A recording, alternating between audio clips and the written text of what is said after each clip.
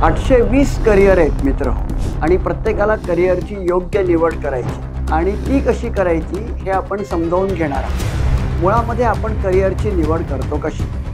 आपण 10वी आणि 12वी पास होतो आणि मग आपल्याला आपल्या आईवडिलांची आठवण होते। आपण आपल्या आईवडिलांना विचारतो, मी कोणती करिअर निवडू? मित्र हो, मी स्वतः करिअर गायडन्सकडे कसा वळलो? तर अनेक कारणांमुळे वळलो। माझे मित्र नाशिकचे रंजन ठाकरे, ते एका राजकीय पक्षाचं काम करतात, सामाजिक कार्यकर्ते आहेत। त्यांनी महाराष्ट्रामधल्या सर्व जिल्ह्यांमध्ये मला त्यांनी नेलं आणि तिथे भाषणं झाली। त्याला प्रचंड प्रतिसाद मिळाला। सर्व तालुक्यांमध्ये आम्ही गेलो। मुंबईमध्ये अनेक सामाजिक संस्था, राजकीय पक्ष यांनी भाषणं ठेवली। करिअरच्या वेगळ्या वाटा हे पुस्तक जयंत पाटील साहेबांनी प्रसिद्ध केलं आणि त्याला उदंड असा प्रतिसाद मिळाला। वाळवा तालुक्यामध्ये अनेक कार्यक्रम आम्ही केले आणि त्याच्यानंतर एनसायक्लोपीडिया ऑफ करिअर हा मी लिहू शकलो। ही ईश्वराची कृपा। हा एनसायक्लोपीडिया ऑफ करिअर हा 2 भागामध्ये आहे आणि हा जगातला पहिला करिअरचा एनसायक्लोपीडिया आहे। तो 2 भागात आहे, इंग्रजी आणि मराठीमध्ये, आणि तो 1300 पानांचा आहे। आणि नंतर म्हैसकर फाउंडेशन डोंबिवली यांनी हे पुस्तक प्रसिद्ध केलं, करिअरच्या वेगळ्या वाटा। नंतर मॅजेस्टिक बुक स्टॉलनी ते प्रसिद्ध केलं आणि हे जे पुस्तक आहे करिअरच्या वेगळ्या वाटा, हे डोंबिवली आणि कल्याणमध्ये सर्व शाळा कॉलेजमध्ये म्हैसकर फाउंडेशन यांनी ते प्रसिद्ध करून विद्यार्थ्यांना पोचवलं।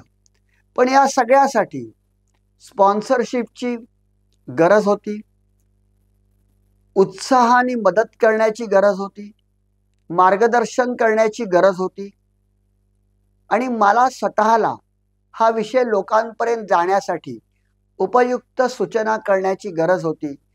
हे काम हिंदुजा हॉस्पिटलचे एक्स CEO आणि माझे गुरु प्रमोद लेले यांनी केलं। ते जॉन्सन अँड जॉन्सन कंपनीमध्ये टॉपला होते। हिंदुजा हॉस्पिटलमध्ये ते CEO होते। ते स्वतः CA आहेत आणि त्यांनी सारथी करिअर मार्गदर्शन केंद्र हे चालवलं आणि त्याच्यातर्फे महाराष्ट्रामध्ये सर्वत्र जाऊन आम्ही हे काम करू शकलो। याचं सर्व श्रेय म्हैसकर फाउंडेशन, जयंत पाटील सर, रंजन ठाकरे नाशिक आणि प्रमोद लेले साहेब, जयंत पाटील साहेबांच्या बरोबर त्यांचे सर्व सहकारी यांनाही जातं। आणि 16 फेब्रुवारी 2012 या दिवशी करिअरच्या वेगळ्या वाटा हे पुस्तक प्रसिद्ध झालं। काही गोष्टींमुळे आपणही शिकत राहतो। मनुष्य हा आयुष्यभर विद्यार्थी राहतो। या सर्व मंडळींच्यामुळे महाराष्ट्रातलं समाज जीवन मला जवळून बघता आलं। 2 गोष्टी मला जाणवल्या। एक असं की मराठी माणूस प्रचंड मेहनती आहे, प्रचंड। इतर राज्यांच्या तुलनेतच असं नाही, जगाच्याही तुलनेमध्ये मराठी माणूस खूप पुढे आहे। जेव्हा दुसरं महायुद्ध सुरू होतं तेव्हा महाराष्ट्रातले अनेक सैनिक जे ब्रिटिशांच्या तर्फे लढत होते, हिटलरच्या विरुद्ध लढत होते, ते आफ्रिकेत होते। सांगली, सातारा, कोल्हापूर, सोलापूर, नांदेड, रत्नागिरी इथले हे सैनिक 1937 ते 1945 या काळामध्ये ब्रिटिशांतर्फे हिटलरच्या विरुद्ध लढत राहिले। त्याचा चांगला परिणाम असा झाला की कवायती फौज ही देश स्वतंत्र झाल्याबरोबर भारताला मिळाली। त्याच्यामध्ये मराठी सैनिक हे निश्चितच पुढे होते। मी बोलत होतो ते मराठी भाषिक विद्यार्थ्यांबद्दल आणि ज्यांच्याबद्दल कायम सगळ्यांनी कृतज्ञ राहायला पाहिजे, त्या सैनिकांबद्दल। काय सांगू तुम्हाला, विन्स्टन चर्चिलनी स्वतः असं म्हटलंय की हे सैनिक दक्षिण आफ्रिकेतून जर्मनीपर्यंत कुठलीही संधी नसताना, कुठेही आधुनिक वाहनं नसताना पायी चालत गेले आणि हिटलरचा पराभव करण्यामध्ये त्यांचा सहभाग होता. नंतर या सैनिकांच्या मदतीने आणि देशबांधवांच्या मदतीने सुभाष बाबूंनी आझाद हिंद सेनेची स्थापना केली आणि स्वतः पाणबुडीतून प्रवास करून ते टोकियोपर्यंत गेले. त्याच्यावरती सुभाष बाबू नावाचं पुस्तकही आहे. जवळजवळ भारतापर्यंत ते पोचले होते, पण दुसरं महायुद्धाचं पारडं पालटलं. सुभाष बाबूंचं निधन झालं किंवा त्यांचं काय झालं हेही कळलं नाही. तो एक वादग्रस्त विषय आहे. पण सुभाष बाबू हे ब्रह्मदेश सर करून, सिंगापूर सर करून ईशान्य भारतापर्यंत आले होते. अजून काही महिने मिळाले असते तर ते दिल्लीपर्यंत आले असते. सुभाष बाबू यांनी मिलिटरीमध्ये काम कसं करायचं हे संपूर्ण जगाला शिकवलं. आता मी करिअर इन मिलिटरी सायन्स याच्याबद्दल बोलणार आहे. करिअर इन मिलिटरी सायन्स करण्यासाठी आता अकॅडमीज आहेत. NDA आहे, मसुरीला केंद्र आहे, त्याच जोडीला बिहार, उत्तर प्रदेश यांच्यामध्ये NCCचे कोर्सेस आहेत. 10वी नंतर 12वी नंतर NCC करूनही आपण इथे जाऊ शकता. डेहराडूनला उत्कृष्ट असं कॉलेज आहे. गिर्यारोहणाचे 6 महिन्याचे कोर्सेस आहेत. कुलू मनालीला आहेत, मसुरीला आहेत, दार्जिलिंगला आहेत.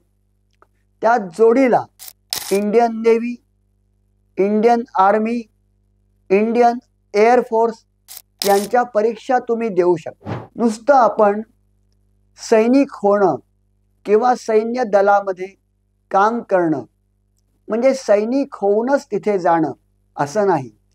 आपण डॉक्टर होऊन, इंजिनियर होऊन देखील सैन्यात जाऊ शकतो.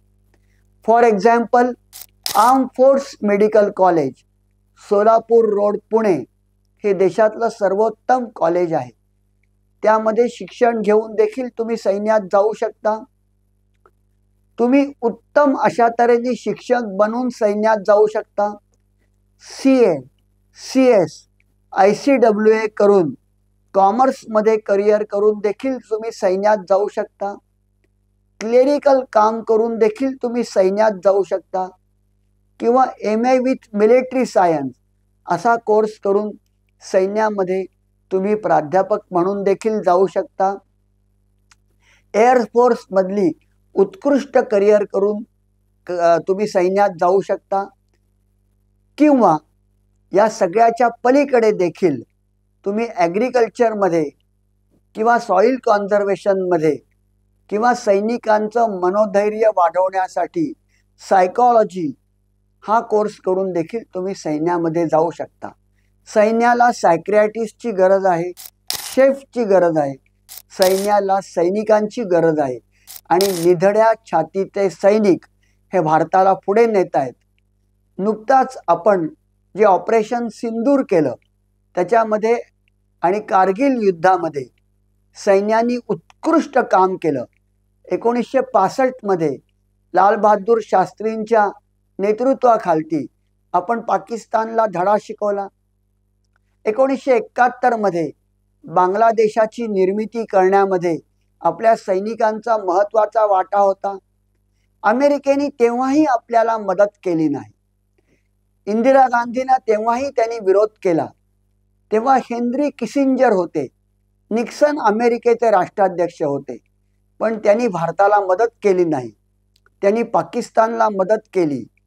पण आपल्या छोट्या नॅट विमानाने, आपल्या छोट्या चणीच्या लाल बहादूर शास्त्रींनी, आपल्या सामान्य घरातून आलेल्या सैनिकांनी भीम पराक्रम गाजवला आणि पाकिस्तानला धूळ चारली आणि 65 आणि 71चं युद्ध आपण जिंकलं.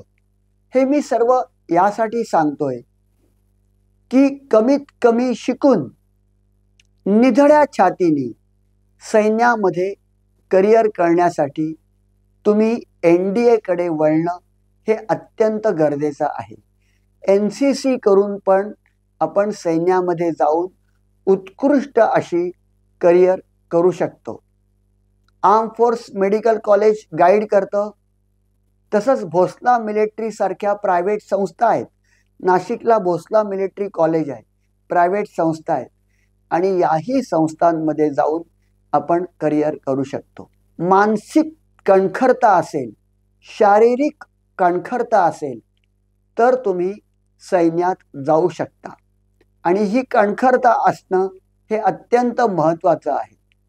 धावणं, व्यायाम करणं, योगासनं करणं, माइंडफुल मेडिटेशन करणं, दोरीच्या उड्या मारणं, सैन्यात ज्यांनी आधी करिअर केली त्यांची पुस्तकं वाचणं, 1761 पानिपत अशासारखी पुस्तकं वाचणं आणि छत्रपती शिवाजी महाराजांचा आदर्श ठेवणं. त्यांनी अफजल खानला कसं मारलं, शाहिस्ते खानला कसं मारलं, सिद्दी जोहारच्या वेढ्यातून कशी सुटका करून घेतली, आग्र्याहून कशी सुटका करून घेतली आणि 5000 सैन्यानिशी 1,00,000 मोगली सैन्याचा पराभव कसा केला, हे कळणाऱ्या, संबंध जगाने आदर्श ठेवावा अशा छत्रपती शिवाजी महाराजांचा आदर्श ठेवणं आणि सैन्यामध्ये ॲडमिशन घेणं हे अत्यंत आवश्यक आहे. पुस्तकं आहेत, मोठ्या प्रमाणावरती पुस्तकं उपलब्ध आहेत. नेपोलियनवरती पुस्तकं आहेत, सुभाष बाबूंवरती पुस्तकं आहेत. आणि ही पुस्तकं वाचून देखील आपण सैन्यामध्ये जाऊ शकतो.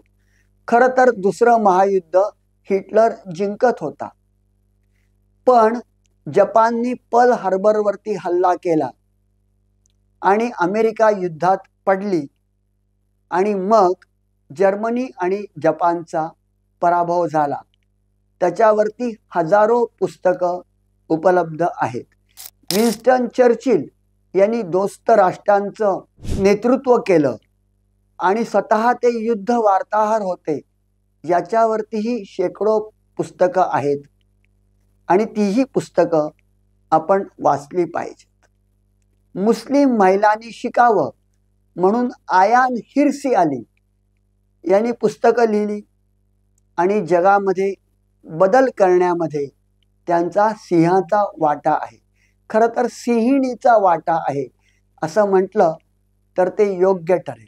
आयान हिर्सी अली, मुस्लिम स्त्रियांनी शिकलं पाहिजे याच्यासाठी स्वतः त्यांनी परिश्रम केले आणि जगामधल्या अनेक राष्ट्रांमध्ये त्यांचे लेख, त्यांची पुस्तकं आजही वाचली जातात. अशा तऱ्हेचे लेख वाचणाऱ्या सगळ्यांना जसं मी वंदन करतो तसंच मिलिटरीमध्ये जाणाऱ्या सर्व भारतीय विद्यार्थी विद्यार्थिनींना मी वंदन करतो.